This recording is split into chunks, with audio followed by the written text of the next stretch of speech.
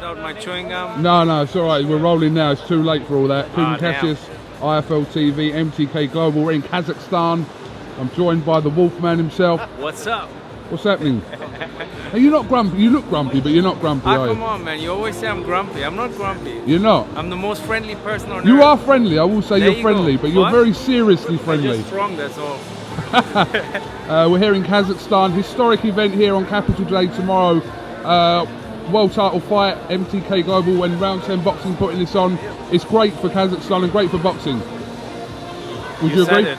No, would you agree? Yeah? I do agree. It's the first time that we're having a WBC World Championship in this country. So I believe bringing this kind of event to Kazakhstan elevates the sport in total. Not just like the pinnacle, but the whole sport of boxing gets a push here. So I think it's the right thing. You see a lot of Kazakh talent on the event as well. So that's what's needed to build the sport. And that's one thing that MTK wants to do, build the sport worldwide. So I think we're right there. The show is titled The Future Legends of Nur Sultan, and that's very true in this aspect, because so much talent, Kazakh talent on this bill that could be the future of boxing. Yeah. I mean, if you look at the amateur results of Kazakhstan, they have been on top of the world since many years, and even in the pros. I mean, you look at Triple G. That's Kazakh, as you know. So sometimes, occasionally, a talent goes through and makes it to the big stage. But here we are, like really spreading it out and putting a stamp into this country to help it elevate the sport into the professional game as well. I find it a bit sad that Triple G never really like puts an effort to fight here. If you think Why do you think that is? I don't know. I mean, if you think about it, he has a lot of money. And it's not that he needs more money to fight outside. And I mean, if you put yourself into his shoes, it would make sense. So I don't know what's there, but for me it would make sense that he makes a fight here. Because he comes across as someone who is proud of his heritage and kind of his background and where he's from. But you're right, he hasn't kind of come back. There was talk about him fighting Billy Joe Saunders here at the Expo a couple of years ago. Wow. But that never happened. Yeah, but that would have been awesome.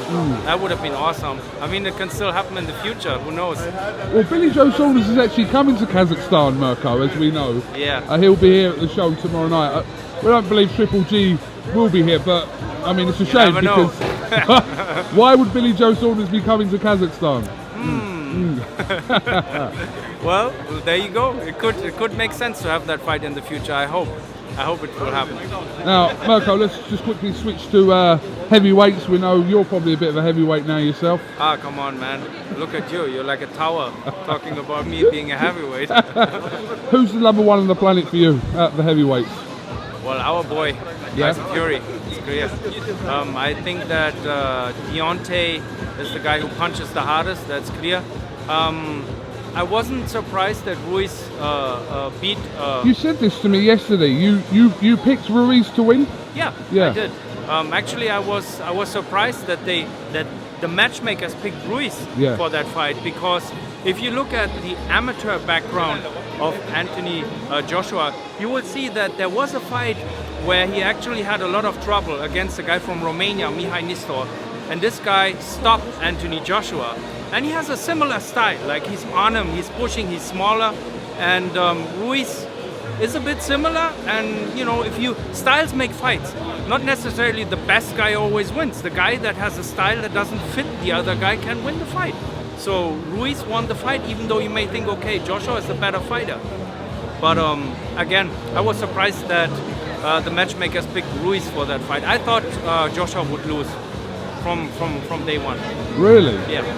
Because not many people have come out and said that, but I kind of, we were talking about it yesterday, and there was a couple of people. I remember talking to Bryant Jennings 2 or 3 weeks ago, and he said, he said the same as you. He was surprised that kind of in the situation they were in, they picked Ruiz as the replacement opponent for Anthony Joshua. But it's all ifs and buts now. He's got to go back and try and get the belts back, which isn't going to be easy, Mirko. Absolutely, it's going to be very difficult. I'm curious to see if he's able to make the changes that he needs to make to beat him this time. maybe it would be better to do a tune-up fight, an easier fight, and then go back there. But probably difficult to with the do belt in reality. situation, obviously, the rematch clause. Exactly. I should assume that will be interesting. All right, Mirko, have you got anything else you'd like to add? MTK, bam.